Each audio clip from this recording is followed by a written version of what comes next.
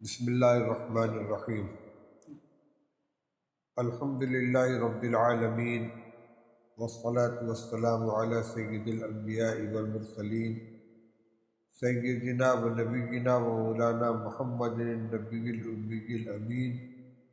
وعلی آلہ و اصحابہ اجمعین، اما بعد۔ اعوذ باللہ من الشیطان الرجیم، بسم اللہ الرحمن الرحیم۔ ان الدین عند اللہ الاسلام ومن یبتغی غیر الاسلام دینا فلن یقبل منہ وہو فی الآخرۃ من الخاسرین۔ صدق اللہ العلی العظیم۔ محترم سامعین و ناظرین کرام، البلاغ اکیڈمی کے اس بامقصد اور مفید ترین پروگرام میں شریک تمام حضرات کو میں تہہ دل سے مبارکباد پیش کرتا ہوں، خوش آمدید کہتا ہوں، اور اکیڈمی والوں کا شکر گزار ہوں کہ انہوں نے اپنے اس ادارے کے ذریعے مجھے آپ حضرات تک پہنچنے اور اپنی معروضات پیش کرنے کا موقع فراہم کیا ہے۔ اللہ تعالیٰ اپنی توفیق سے مجھے صحیح باتیں کہنے کا موقع عطا فرمائے جو میرے لیے بھی اور آپ کے لیے بھی اور امت کے لیے مفید ہو۔ میرے بھائی اور دوستو، یہ حقیقت ہے کہ روز اول سے اسلام کے مخالفین کی تعداد موافقین کے مقابلے میں زیادہ رہی ہے۔ علامہ اقبال رحمۃ اللہ علیہ نے فرمایا تھا، ستیزہ کار رہا ہے ازل سے تا امروز، چراغ مصطفی سے شرار بولہبی۔ مخالفتوں کی شکلیں بدلتی چلی گئیں اور فتنوں کے انداز نئے نئے سامنے آتے گئے۔ کبھی توحید اور رسالت کے اوپر اعتراضات کیے گئے، آخرت کو ماورائے عقل قرار دیا گیا، حساب و کتاب اور جنت و جہنم کے عقیدے کو مجروح کرنے کی کوشش کی گئی، اور کبھی خود اسلامی تعلیمات کے اندر مین میخ نکالنے کی کوشش کی گئی اور اس پر اعتراضات کیے گئے۔ یہ سلسلہ مشرکین مکہ پھر یہود و نصارہ کی طرف سے چلتا رہا، اور علماء اسلام دلائل کی روشنی میں ان کا مقابلہ کرتے رہے۔ لیکن پھر ایک وقت وہ آیا کہ جب فتنہ استشراق نے جنم لیا، یعنی مغربی دنیا کے بہت سے لوگوں نے پروگرام کے تحت اسلامی علوم، اسلامی آداب، اسلامی تاریخ اور اسلامی تہذیب کا مطالعہ کیا، لیکن ان کا مقصد در حقیقت اسلام کی تعلیمات اور اس کے محاسن کو قبول کرنا نہیں تھا، بلکہ اس کے اندر کیڑے نکالنا اور حلقہ بگوشان اسلام کے یقین اور ان کے ایمان کے اندر تزلزل پیدا کرنے کی کوشش ہے۔ چنانچہ بہت بڑی تعداد مستشرقین کی اسلحہ سے لیس ہو کر اس معاملے میں میدان کے اندر اتری۔ عربی زبان میں اور ملک دنیا کی مقبول زبانوں میں انہوں نے بڑی اہم کتابیں تصنیف کی، لیکچر دیے۔ ان کی کتابیں آج لائبریریوں کی زینت بنی ہوئی ہیں، لیکن اس مکار قوم نے انداز ایسا اختیار کیا کہ بڑے بڑے پڑھے لکھے لوگ ان کے دام تزویر کا شکار ہو گئے اور ان کو اپنا ہمدرد، اپنا مصلح اور اپنا بہی خواہ سمجھ کر ان کی کتابوں کو پڑھنے لگے، اور غیر محسوس طور پر جو زہر انہوں نے اپنی کتابوں کے اندر اسلام اور اسلامی عقائد کے خلاف بھر رکھا تھا، اس سے لوگ متاثر ہوتے چلے گئے۔ چنانچہ ان کی کتابوں کا مطالعہ کرنے والے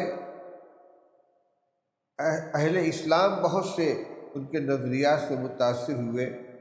اور پھر اس کے بعد انہی کی بولی بولنے لگے۔ حیرت ہوتی ہے کہ ہمارے بڑے بڑے اسکالر علامہ ڈاکٹر اقبال احمد صاحب جیسے فلسفی اور محب اسلام،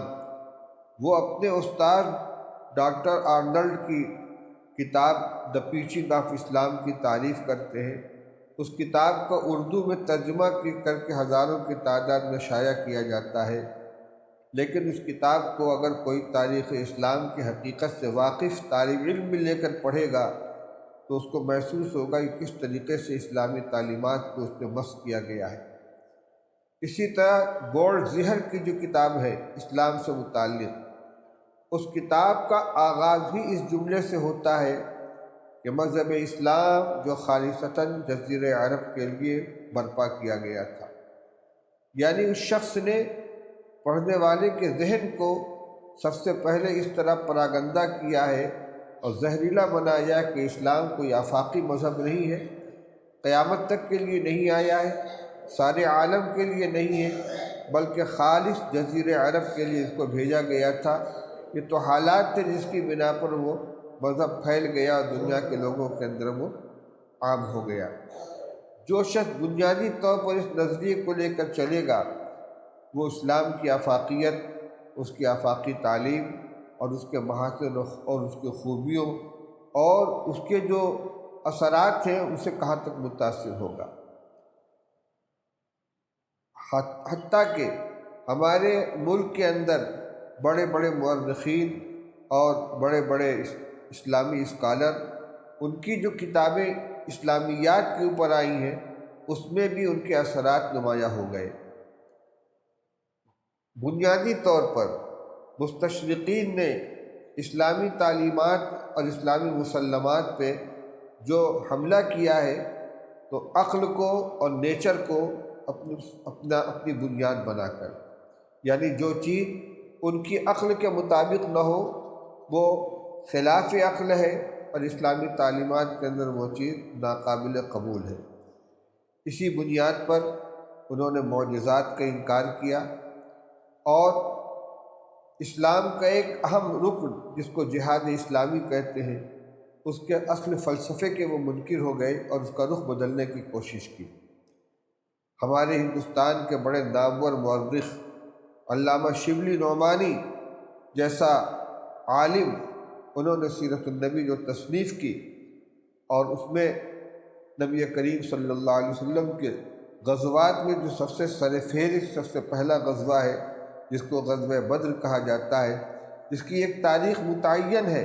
اور مسلم ہے کہ رسول اللہ صلی اللہ علیہ وسلم نے مشرکین مکہ کی ان تیاریوں کا قلع کما کرنے کے لیے یہ اقدامی جہاد کیا تھا کہ تاکہ وہ تیار ہو کر مسلمانوں کے خلاف حملہ نہ کر سکے۔ انہی مستشرقین کے اعتراضات سے متاثر ہو کر شبلی صاحب نے اس کا رخ پلٹنے کی کوشش کی۔ اسی طرح سر سید احمد خان صاحب اور ان کے فلسفے کے جو لوگ قائل تھے، انہوں نے معجزات کی ایسی تشریحات شروع کر دی کہ جو خارق عادت یعنی خلاف معمول ہونے کے بالکل برعکس معمول کے مطابق چیزوں کے اندر شامل ہو جائیں اور ان کو کسی بھی طرح خلاف معمول نہ کہا جا سکے۔ یہ مرعوبیت تھی کہ جس نے مستشرقین کے پھیلائے ہوئے جال کے اندر ہمارے پڑھے لکھے لوگوں کو اور ہمارے لوگوں کو مبتلا کر دیا، اور یہ سلسلہ چلتا رہا۔ جدید دور کے اندر جاوید غامدی کا جو فتنہ پاکستان کے اندر، ان کو اگر گہرائی کے ساتھ آپ دیکھیں تو بنیاد وہی ہے کہ مغربیت سے یہ بری طرح سے متاثر ہیں، عقلیت زدہ ہیں اور ہر چیز کو اپنی عقل کے اوپر پرکھنے کی کوشش کرتے ہیں۔ بڑی حیرت کی بات یہ ہے کہ جو چیزیں اسلامی تعلیمات میں، اسلامی تاریخ میں 1400 سال سے بطور مسلمات کے چلی آ رہی تھی، جن پر کبھی کسی گفتگو کی ضرورت محسوس نہیں کی گئی، آج ان کو موضوع بحث بنایا جا رہا ہے۔ کچھ چیزوں کی تو نشاندہی نبی کریم صلی اللہ علیہ وسلم نے پہلے ہی فرما دی تھی۔ رسول اللہ صلی اللہ علیہ وسلم نے ارشاد فرمایا تھا کہ ایک وقت ایسا آئے گا کہ ایک خوشحال شخص تکیہ لگائے بیٹھا ہوگا اور وہ کہے گا کہ قرآن پاک کے اندر تو رجم موجود نہیں ہے، حضرت عمر رضی اللہ تعالیٰ عنہ نے ایک خطبہ دیا تھا ایک جہاد سے واپس آنے کے بعد، اور اس میں یہ بات فرمائی تھی کہ وہ وقت آئے گا کہ لوگ انکار کریں گے کہ رجم کی سزا قرآن پاک کے اندر موجود نہیں ہے، حالانکہ ہم نے رسول اللہ صلی اللہ علیہ وسلم کے زمانے میں بھی زنا کی سزا کے طور پر رجم کیا ہے، آپ کے بعد بھی کیا ہے، اور وہ قرآن پاک کے اندر موجود ہے۔ اور پھر جو پیشین گوئی حضرت عمر رضی اللہ تعالیٰ عنہ نبی کریم صلی اللہ علیہ وسلم کے ارشاد کی روشنی میں فرمائی تھی، اس کا وجود ہو گیا۔ عنایت اللہ سبحانی نام کے ایک شخص نے باقاعدہ ایک کتاب لکھی جس میں اس بات کا دعویٰ کیا ہے کہ رجم کی سزا قرآن پاک کے اندر موجود رہی ہے۔ جاوید احمد غامدی کی جو تعلیمات خلاصے کے طور پر ہمارے سامنے موجود ہیں، اس میں بہت سے مسلمات کا انکار پایا جا رہا ہے۔ اس لیے اس موقع پہ مجھے دو باتیں عرض کرنی ہیں۔ ایک کا میں خطاب ہمارے علماء کرام سے ہے۔ علماء کرام کی یہ ذمہ داری ہے کہ ان موضوعات کے اوپر ہمارے اکابر علماء کی طرف سے جو کتابیں لکھی گئی ہیں گہرائی کے ساتھ ان کا مطالعہ فرمائیں۔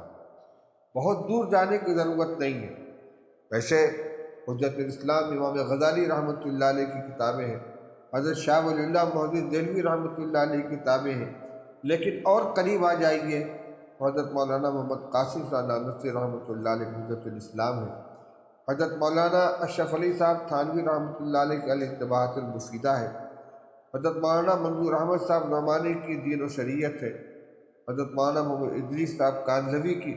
عقل اور مذہب اسلام ہے، اسی طرح ان کی ایک کتاب عقل و محاسن اسلام ہے۔ اس طرح کے رسالے متعدد رسالے اور کتابیں مطبوعہ ہو کر سامنے آ چکے ہیں۔ ابھی حال ہی میں دارالعلوم دیوبند کے شیخ العلوم اکیڈمی کی طرف سے مولانا ادریس صاحب کانزوی کی کتاب عقل اور مذہب اسلام کو ایڈٹ کرا کر مولانا عبدالحمید صاحب جو شعبہ انگریزی کے استاد ہیں ان کے تحقیق کے ساتھ شائع کیا گیا ہے، اور انگریزی داں طبقہ کے لیے یہ بات باعث مسرت ہوگی کہ اس کتاب کا انگلش ترجمہ بھی ہو چکا ہے اور وہ نظر ثانی کے مرحلے سے گزر رہا ہے، انشاءاللہ وہ بھی بہت جلد آ جائے گا سامنے۔ مطلب تو یہ ہمارے علماء کی ذمہ داری ہے وہ ان کتابوں کا مطالعہ کریں۔ دو طرف ان کو نظر ڈالنی ہے، ایک طرف معاندین اسلام مخالف لٹریچر تیار کرنے والے لوگوں کی تحریرات سے واقف ہو، اور خاص طور سے ہمارے وہ علماء و فضلاء جو انگریزی زبان کے جاننے والے ہیں، انگریزی ادب اور انگریزی لٹریچر کے اوپر ان کی نگاہ ہے، وہ ان چیزوں کو تلاش کریں، ان کا گہرائی کے ساتھ مطالعہ کریں، ان اعتراضات کو، ان اشکالات کو اور ان تشکیکات کو جاننے کی کوشش کریں، اور پھر دوسری طرف ہمارے اکابر علماء نے، ہمارے بزرگوں نے جو تصنیفات لکھی ہیں ان کو سامنے رکھیں اور ان کے جوابات تلاش کریں۔ کوئی ایسی چیز نہیں ہے کہ جس کا جواب نہ مل سکے۔ الانتباہات المفیدہ کا پس منظر اگر آپ جانیں تو آپ کو حیرت ہوگی۔ حضرت مولانا اشرف علی صاحب تھانوی رحمۃ اللہ علیہ مسلم یونیورسٹی علی گڑھ کے اندر تشریف لے گئے، وہاں طلباء نے ان سے کچھ سوالات کیے اور کچھ بیان کرنے کی درخواست کی۔ حضرت تھانوی رحمۃ اللہ علیہ نے وہاں جو بیان کیا ہے اور طلباء کے سوالات کے جوابات دیے تو وہ اتنے کامل و مکمل تھے کہ اس کے بعد کسی اشکال کی گنجائش ہی باقی نہیں بچی۔ اصول بیان فرمائے کہ کسی بھی خبر کی صداقت کو تسلیم کرنے کے لیے معیار کیا ہونا چاہیے اس کو دیکھا جائے، یا تو یہ چیز ہے کہ وہ عقل کے مطابق ہے، یا خبر متواتر جس کو کہتے ہیں کہ کسی بات کے نقل کرنے پر اتنی بڑی تعداد لوگوں کی متفق ہو جائے کہ جن کے بارے میں عقلاً یہ ناممکن ہو کہ اس سب مل کر جھوٹ بول رہے ہوں گے، یا کوئی ایسا شخص خبر دے رہا ہو کہ جس کی صداقت اور راست بازی مسلم ہو کہ کبھی زندگی میں جھوٹ نہیں بولا، تو اگر وہ کوئی اطلاع دے رہا ہے اور وہ عقل کے خلاف نہیں ہے تو پھر اس کو ماننے کے اندر کوئی حرج نہیں ہونا چاہیے، کسی مزید دلیل کی ضرورت باقی نہیں رہتی۔ یہی دلیل استعمال کی تھی حضرت نبی کریم صلی اللہ علیہ وسلم کو جب پہلی وحی آپ پر آئی ہے، وَأَنذِرْ عَشِيرَتَكَ الْأَقْرَبِينَ، کہ آپ اپنے قریبی رشتہ داروں کو ڈرائیے، تو نبی کریم صلی اللہ علیہ وسلم نے قریش کے لوگوں کو اور اپنے خاندان کے لوگوں کو دامن صفا کے اندر اکٹھا کیا اور ان سے پہلا سوال آپ نے یہ کیا تھا کہ لوگوں ایک بات یہ بتاؤ، اگر میں تم سے یہ کہہ دوں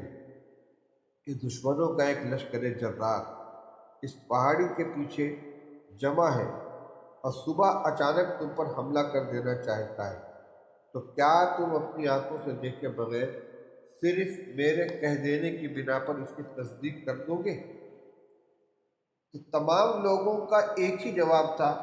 ما جربنا علیک الکذب، آج تک ہم نے کبھی آپ کے بارے میں جھوٹ کا تجربہ نہیں کیا۔ یعنی اس پر گفتگو نہیں ہو رہی ہے کہ ایسا ممکن ہے کہ نہیں، اتنا بڑا لشکر کوہ صفا کے پیچھے اکٹھا ہو جائے، اس کی وجہ کیا ہوگی، اس کا محرک کیا ہوگا، کیوں ان کو ہم سے دشمنی ہوگی، کیوں ہم پر حملہ کرنا چاہیں گے، کسی چیز کی گفتگو نہیں ہے۔ بنیاد صرف یہ ہے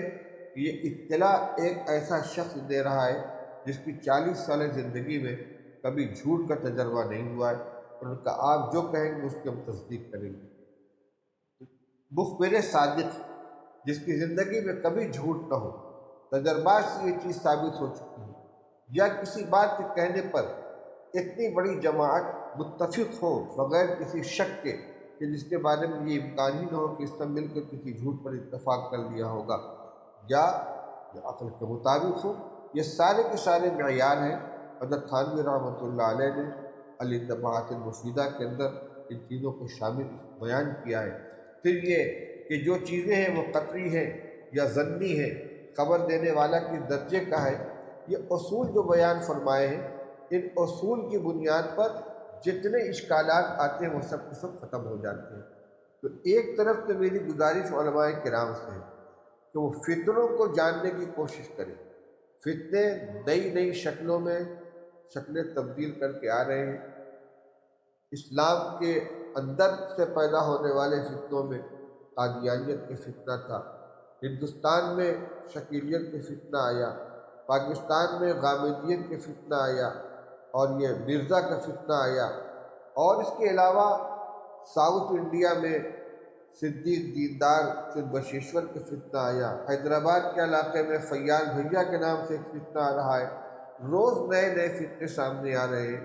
اور ان کا تعلق کس سے ہوتا ہے؟ مہدویت سے، حضرت عیسیٰ علیہ السلام کے نزول سے۔ ابھی ہمارے عزیز مصعب نے جاوید غامدی کے جو تعلیمات کا خلاصہ میرے سامنے لا کر رکھا، اس میں یہ چیز بھی شامل ہے کہ حضرت عیسیٰ علیہ السلام کا نزول نہیں ہوگا، مہدی کے نام کے کسی شخص کا وجود نہیں ہوگا۔ وجہ کیا ہے؟ وہی عقل کے خلاف ان کو یہ چیز نظر آتی ہے۔ تو عیسیٰ علیہ السلام کا نزول، حضرت مہدی علیہ السلام کا ظہور، یہ ایسے مسلمات سے ہے کہ کبھی اس کے اوپر ہاں یا نہیں کے سلسلے میں گفتگو نہیں ہوئی ہے۔ گفتگو ہوئی ہے، اسی کا سہارا لے کر جھوٹے مدعیان مہدویت پیدا ہوئے، مہدویت کا دعویٰ کر کے سامنے آئے۔ یعنی یہ تو مسلم تھا کہ مہدی کا وجود ہوگا، اب وہ کون ہوں گے، ان کی صفات کیا ہوں گی، اور آیا وہ آ گئے کہ نہیں آئے، اس پر گفتگو ہو رہی تھی۔ لیکن آج مہدویت ہی کا انکار ہو رہا ہے۔ تو میں یہ کہہ رہا ہوں کہ جو چیزیں 1400 سال سے مسلمات کے طور پر چلی آ رہی تھی، ان کو آج عنوان بنا کر ان کے سلسلے میں گفتگو کی جا رہی ہے۔ تو علماء کرام کو اپنی آنکھ کھول کر ان تمام فتنوں کو جائزہ لینا چاہیے۔ یہی نہیں، خالص اسلامی جماعتوں سے تعلق رکھنے والے جو علماء اور جماعتیں ہیں، ان میں ایک رجحان پیدا ہو رہا ہے بڑا خطرناک قسم کا۔ شریعت جو کہ نام ہے کتاب اللہ، سنت رسول اللہ، اجماع امت اور قیاس صحیح کے مجموعے کا، آج اس فکر کو چلانے کی کوشش کی جا رہی ہے کہ دین صرف کتاب اللہ کا نام ہے۔ اگر اس میں کچھ گنجائش ہے تو سنت کی ہے، یعنی رسول اللہ صلی اللہ علیہ وسلم کی احادیث کی ہے۔ باقی فقہا نے جو استنباطات کیے ہیں وہ شریعت سے الگ ہیں، وہ دین سے الگ ہیں، اور ان کے بارے میں ہر کس و ناقص کو اجتہاد کرنے کی آزادی دی جا رہی ہے، جس سے پورا شریعت کا چہرہ مسخ ہو سکتا ہے۔ ان کی حقیقت کو جاننے کی کوشش کرنی چاہیے۔ کہ شریعت کا مدار کن چیزوں کے اوپر ہے، اور قرآن کی،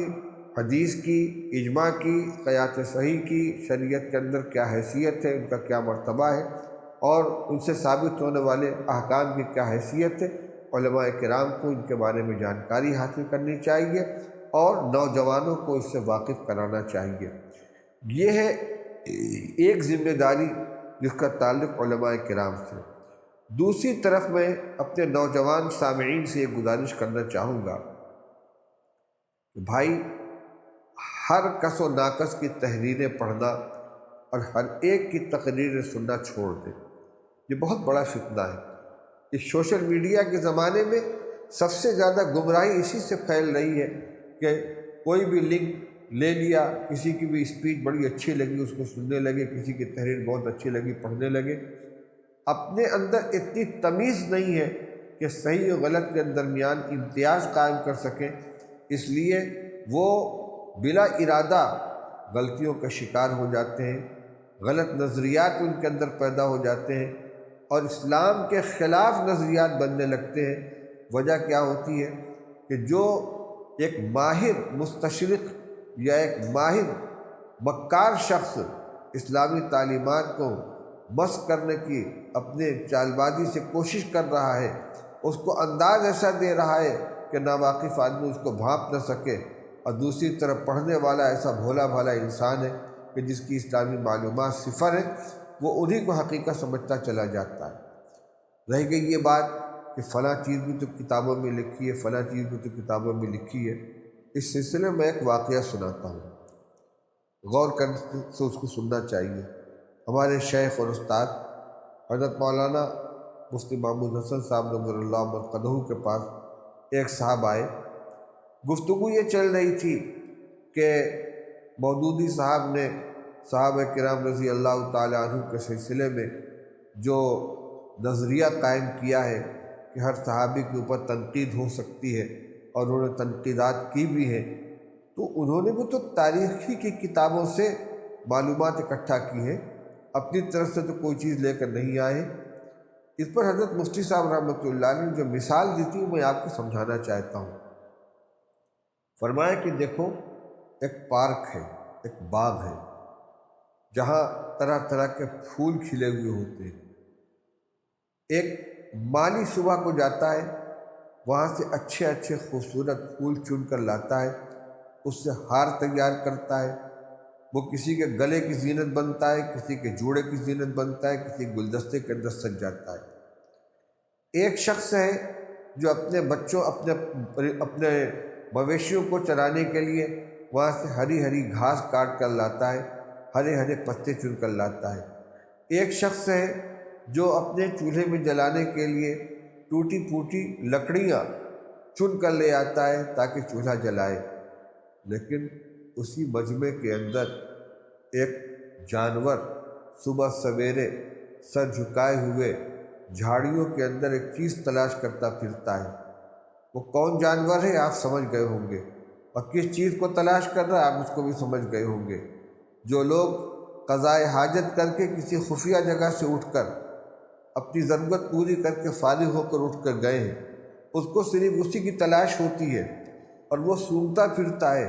اور وہاں سے جا کر اپنی مطلوبہ غذا حاصل کر کے نکل آتا ہے۔ اب یہ تو اپنے اپنے ذوق کی بات ہے کہ اس پارک سے کس کو کیا ملا۔ پھول بھی اسی پارک سے ملا ہے، گھاس بھی اسی پارک سے ملی ہے، ٹہنیاں بھی وہیں سے ملی ہیں، لیکن غلاظت کے تلاش کرنے والے خنزیر کو بھی اپنی غذا اسی سے ملی ہے۔ وہ یہ کہہ سکتا ہے کہ میں تو پارک سے کھا کر آ رہا ہوں، اس میں پارک کی کوئی کوتاہی نہیں ہے، یہ اس کے ذوق کی بات ہے۔ تو بھائی، تاریخ کی کتابوں کی حیثیت تو ایک جنگل کی سی ہے، انہوں نے تمام معلومات کو اپنی کتابوں کے اندر سمیٹ کر رکھ دیا ہے۔ اب یہ محققین کا کام ہے کہ راویوں کی جرح و تعدیل کے ساتھ ان کے مقام و مرتبے کو دیکھ کر اور دیگر تاریخی شواہد کی روشنی میں اور آیات اور احادیث کے دلائل کی روشنی میں یہ پرکھیں کہ اس کے اندر آنے والی کون سی خبر صحیح ہے، کون سی خبر صحیح نہیں ہے۔ ایسا نہیں ہے کہ ہر وہ چیز جو کتاب میں لکھی ہوئی ہے بہرحال وہ حوالے کے اس کو حوالے کے طور پر پیش کر دیا جائے۔ اس لیے مستشرقین جو باتیں لکھتے ہیں یا جہاں سے وہ لے کر آتے ہیں وہ کہہ سکتے ہیں کہ ہم نے بھی اسلامی کتابوں کے حوالے سے یہ بات لکھی ہے،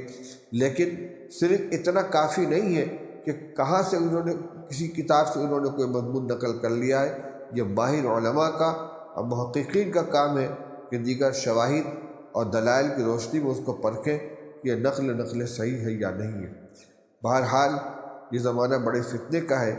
البلاغہ اکیڈمی نے جو بیڑا اٹھایا ہے، اللہ تعالیٰ ان کے کارندوں کی عزم و ہمت میں اور قوت عطا فرمائے، ان کی خدمات کو قبول فرمائے۔ نوجوان نسلوں کو، خاص طور سے انگریزی تعلیم یافتہ طبقے کو گمراہی سے بچانے کے لیے، غلط نظریات سے بچانے کے لیے جو کوشش کر رہے ہیں، اللہ تعالیٰ اس کے اندر مزید قوت عطا فرمائے، ان کے خدمات کو قبول فرمائے۔ آج یہ معلوم کر کے مزید مسرت ہوئی کہ البلاغہ اکیڈمی کے 3 بنیادی مرکزی شعبے کا اجرا کیا جا رہا ہے: دارالحکمت، دارالہدایت اور دارالعلوم البلاغہ اکیڈمی، جس میں دارالعلوم کے ذریعے تو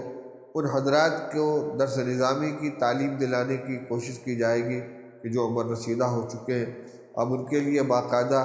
کسی مدرسے کے اندر داخل ہو کر تعلیم حاصل کرنے کی گنجائش نہیں رہ گئی ہے، اس لیے ان کو آن لائن تعلیم دلائی جائے گی۔ دارالہدایہ اس شعبے کے ذریعے فتنہ ارتداد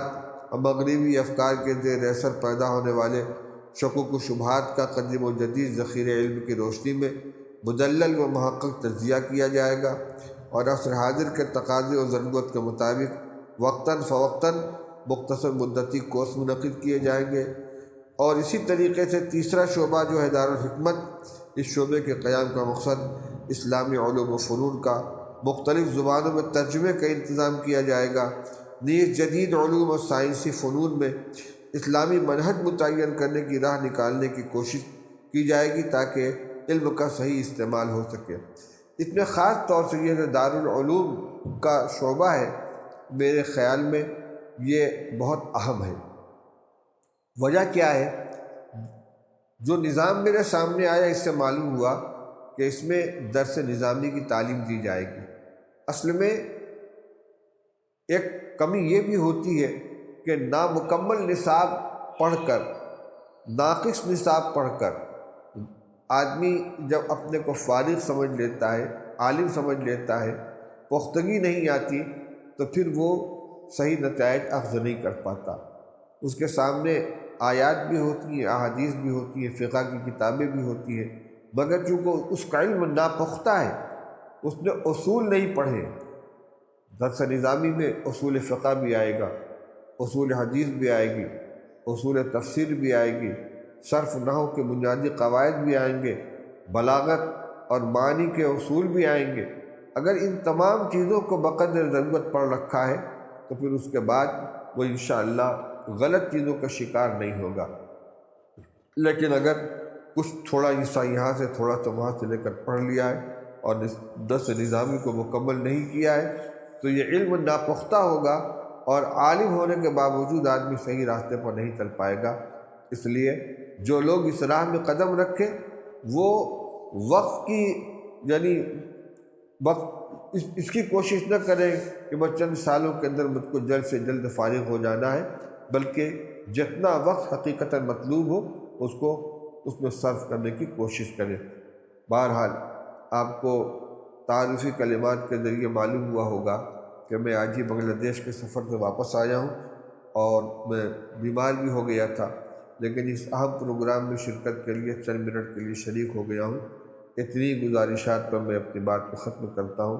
اللہ تعالیٰ اس سلسلے کو جاری و ساری رکھے، پوری ملت کے لیے مفید بنائے، اور کام کرنے والوں کو حوصلہ عطا فرمائے، ان کی خدمات کو قبول فرمائے۔ وآخر دعوانا الحمدللہ رب العالمین۔ دعا فرما لیں۔ ربنا آتنا فی الدنیا حسنۃ وفی الآخرۃ حسنۃ وقنا عذاب النار۔